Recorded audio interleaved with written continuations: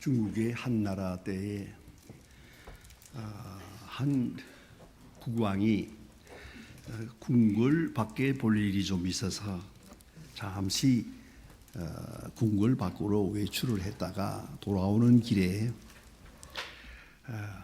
길에서 한 노인을 만나게 됩니다.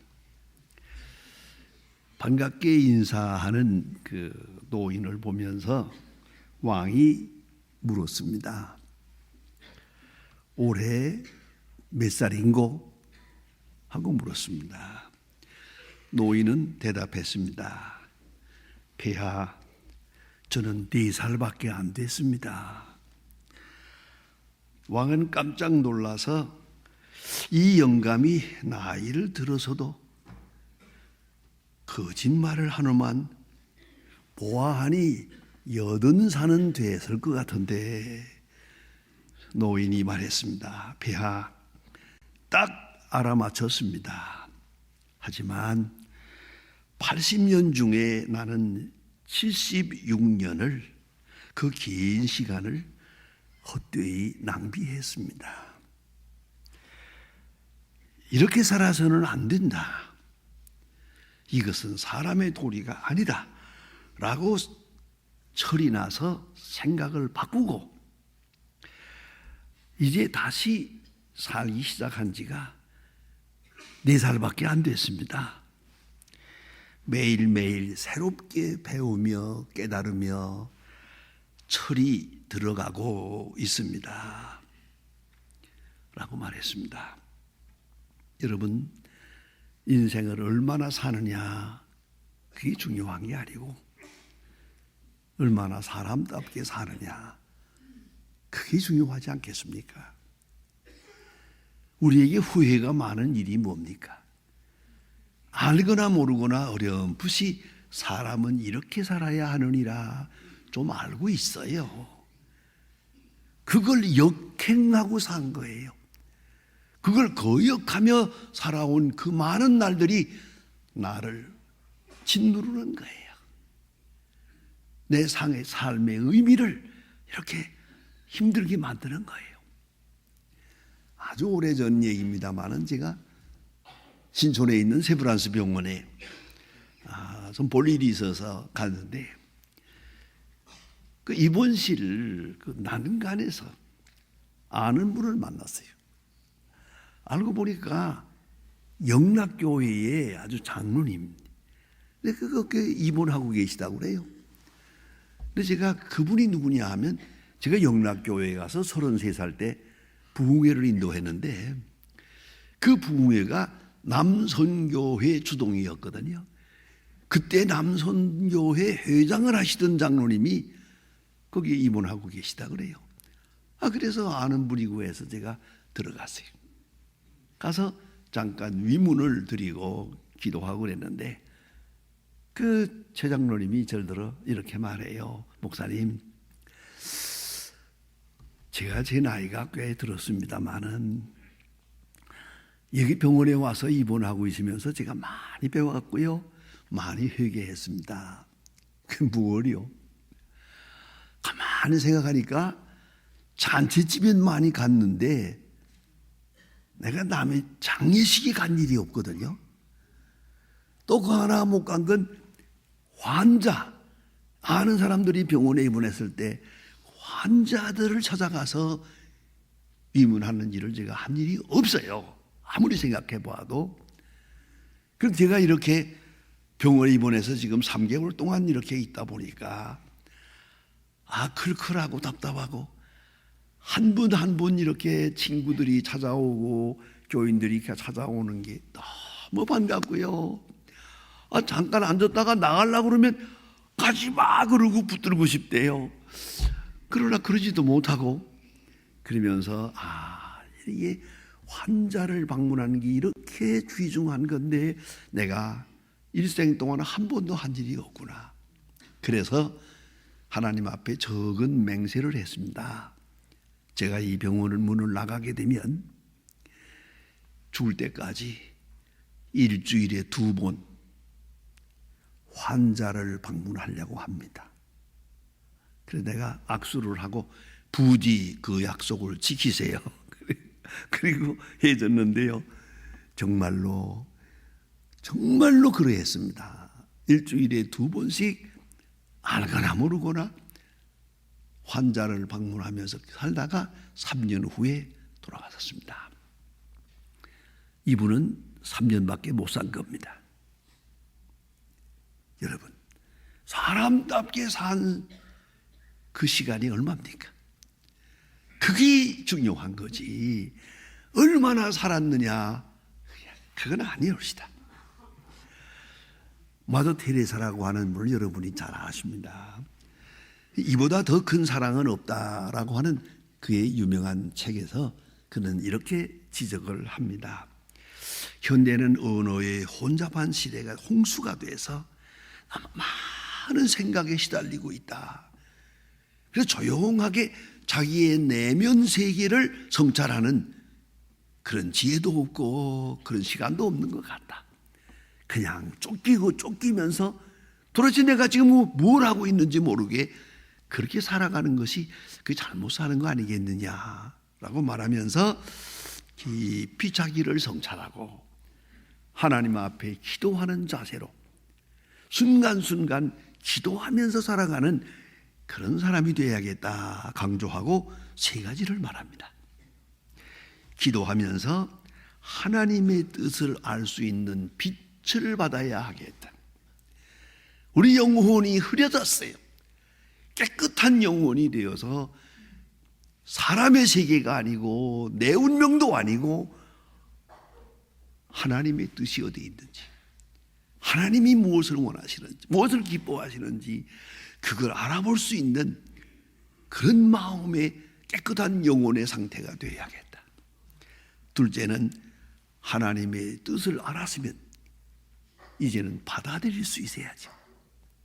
내 뜻과 다르더라도 하나님의 뜻을 받아들일 수 있는, 기쁘게 받아들일 수 있고 그 하나님의 뜻을 사랑할 수 있는 마음을 가져야겠다.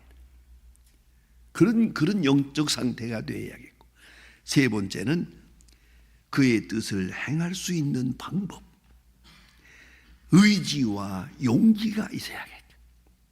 그래서 그것과 반대되는 것은 과감하게 끊고 하나님의 뜻에 가까이 가면, 하나님의 뜻을 즐기며 하나님의 뜻을 환영하며 그런 영혼의 상태로 생을 살아가야 하지 않겠느냐, 이렇게 말하고 있습니다. 여러분, 우리는 임종의 순간까지도 하나님의 뜻을 모르고 그렇게 답답해하는 영혼들을 봅니다. 우리 얼마 남았다고 생각하십니까? 이건 분명합니다. 끝은 오고 있습니다.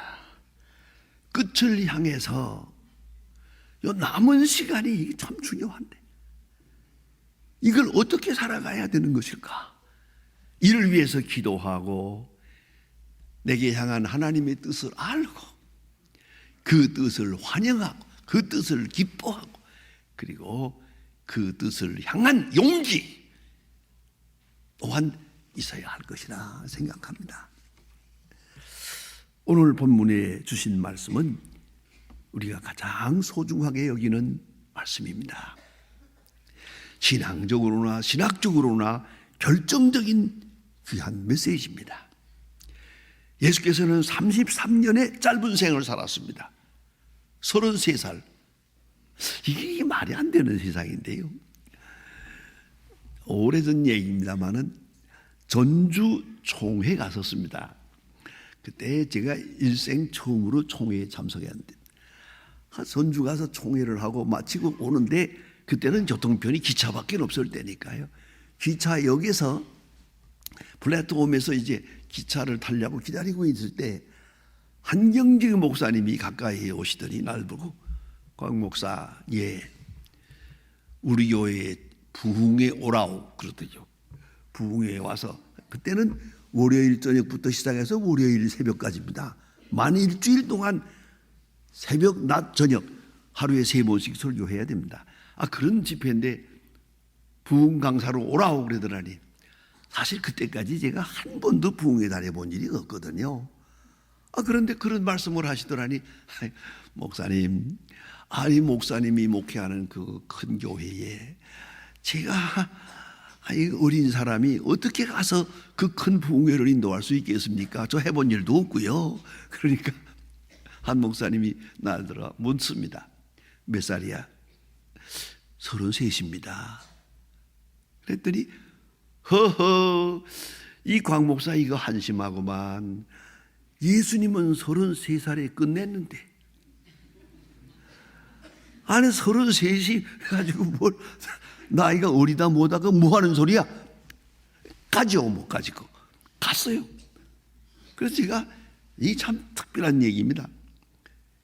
부흥회를 지금도 많이, 지난 주간에도 갔다 왔습니다. 일주일에 한 번씩 여기저기 부흥회 다닙니다만은 제가 이 부흥회 제1호 맨 처음 간 곳이 영락교회입니다.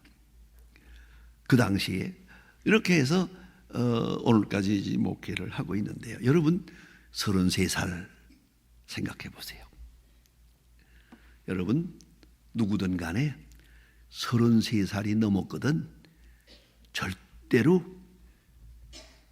일찍 죽는다고 말하지 마세요. 이미 많이 살았어.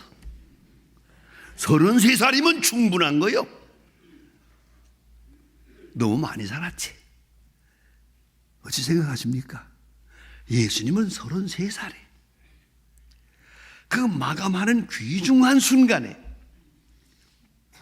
십자가 위에서 큰 소리로 외칩니다.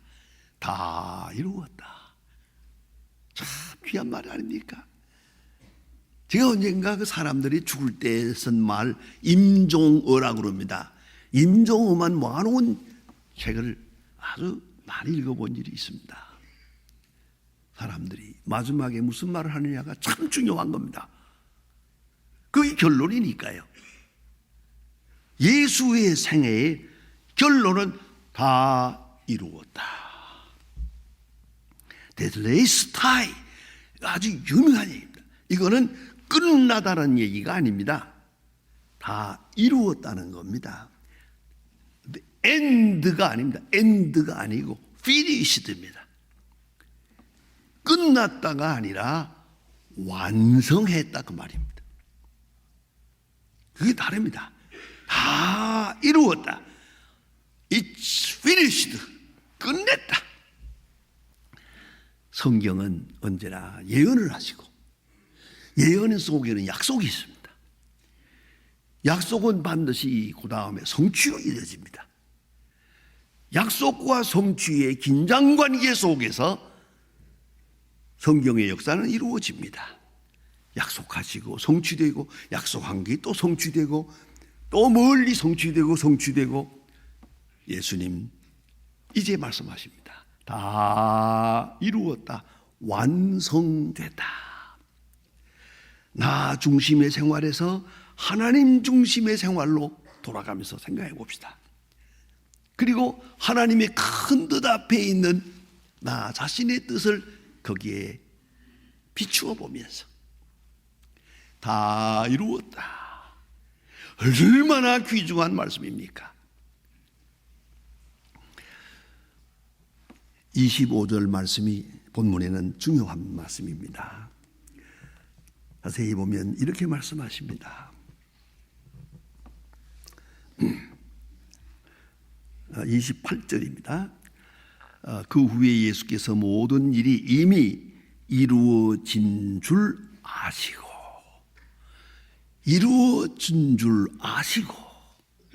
이걸 아셔야 됩니다. 아시고 말씀하는 거예요. 몽롱한 중에 얘기하는 게 아닙니다. 다 아시고 이루어진 줄 아시고 확실한 가운데서 다 이루었다 라고 말씀하시게 됩니다.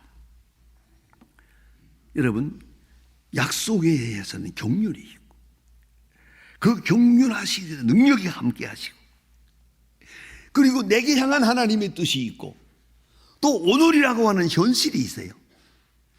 하나님의 뜻과 나 자신에게 대한 경륜 그리고 오늘이라고 하는 이 현실이라고 하는 이 사건, 이 셋을 합쳐서 다 이루었다 라고 외치게 돼야 그게 잘 산 거예요.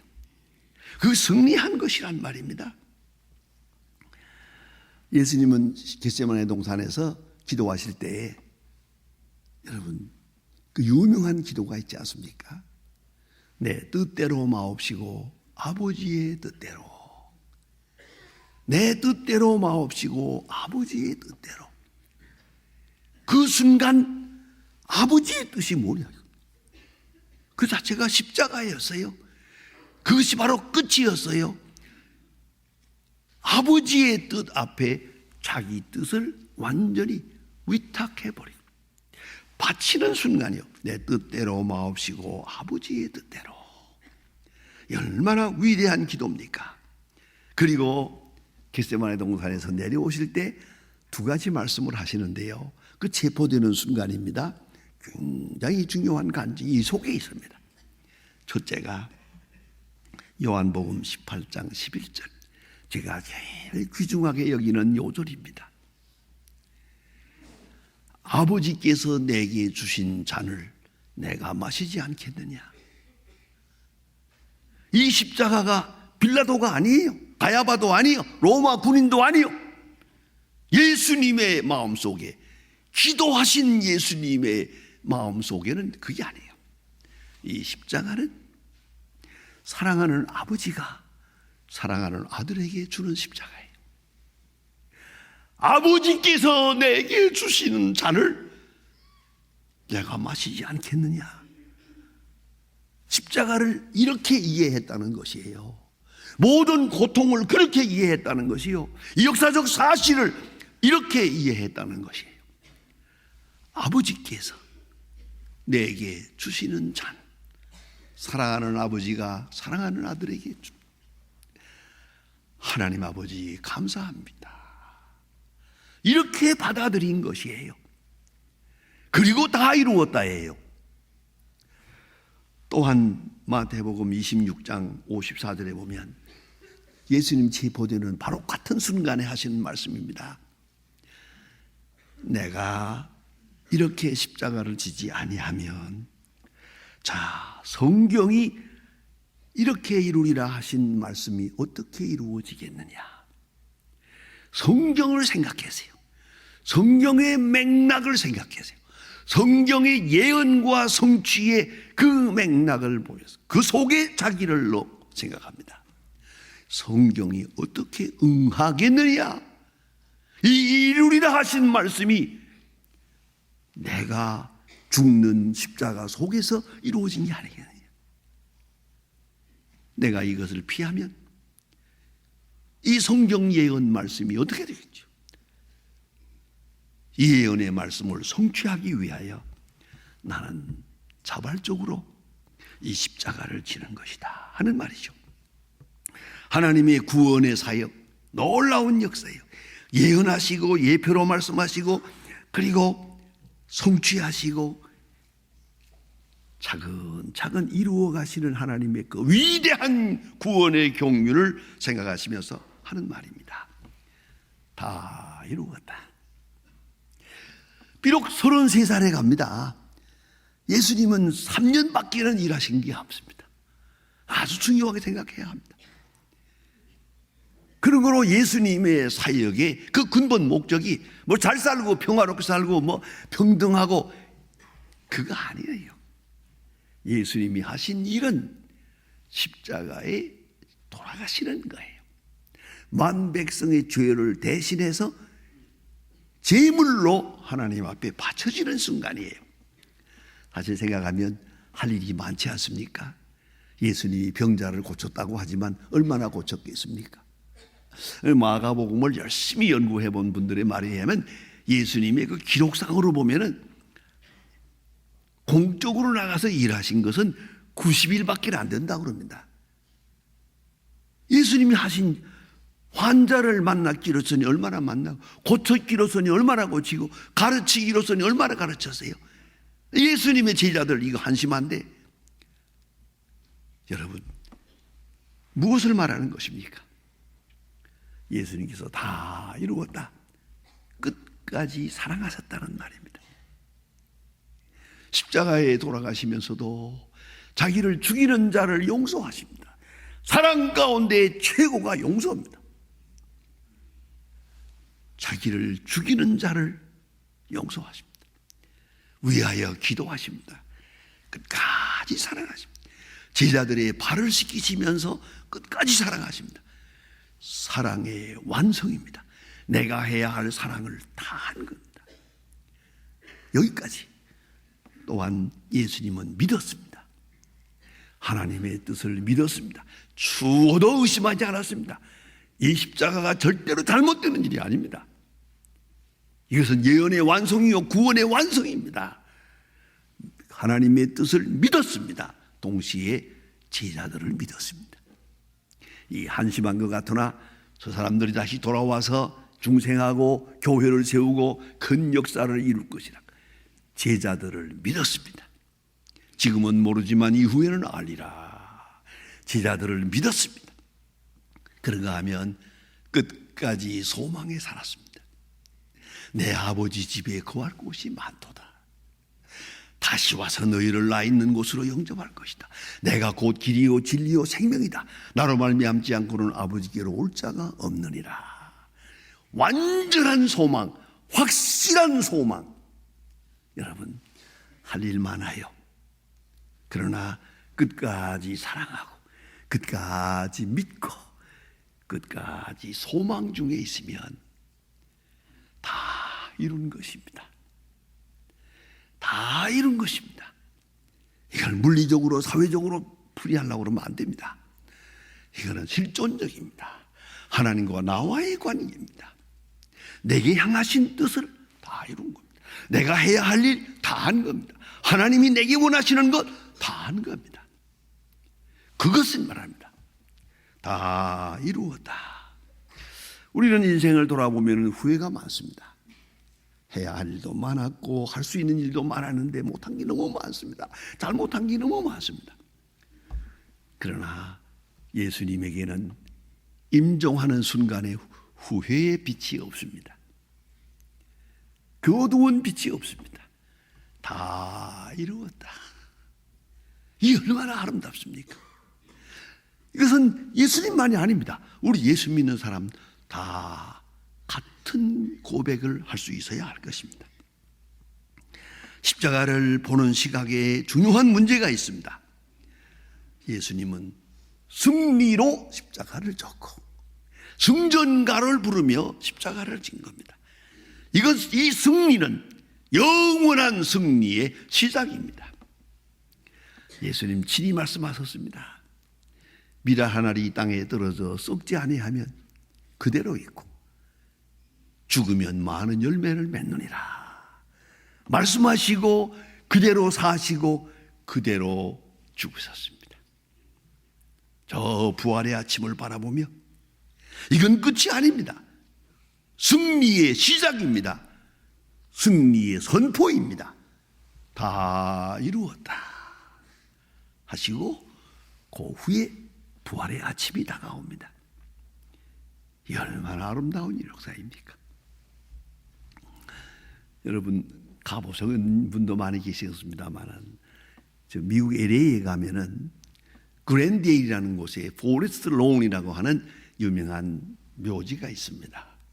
그 묘지의 맨 위에 가면은 크루시픽션이라고 하는 큰 그 화랑이 하나 있는데요.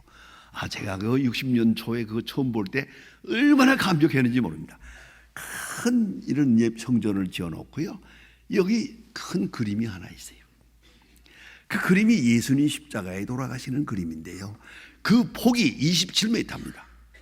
그림 하나를 위해서 그 건물을 지었고 한 사람이 이 그림 하나를 일생 동안 그린 거예요. 예수님 십자가에 돌아가시는 장면을 말입니다. 가서 그거 연출하는 걸 이렇게 보면은 다 이렇게 캄캄하게 불을 껐다가 점점 밝히 보여주다가 예수님 십자가에 돌아가시는 장면이 나옵니다. 다 이루었다 하시는 순간에 지진이 납니다. 그리고 깜깜해집니다. 그리고 땅이 막 흔들립니다.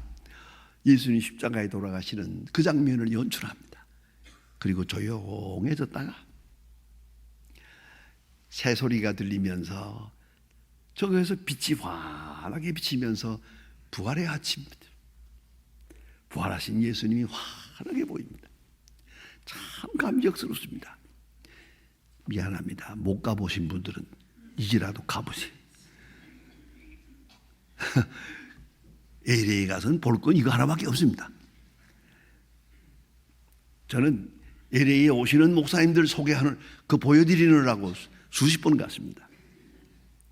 한번 꼭 볼만합니다. 감격스럽습니다. 십자가 뒤에 오는 부활의 아침, 다 이루었다. 기도하십시다.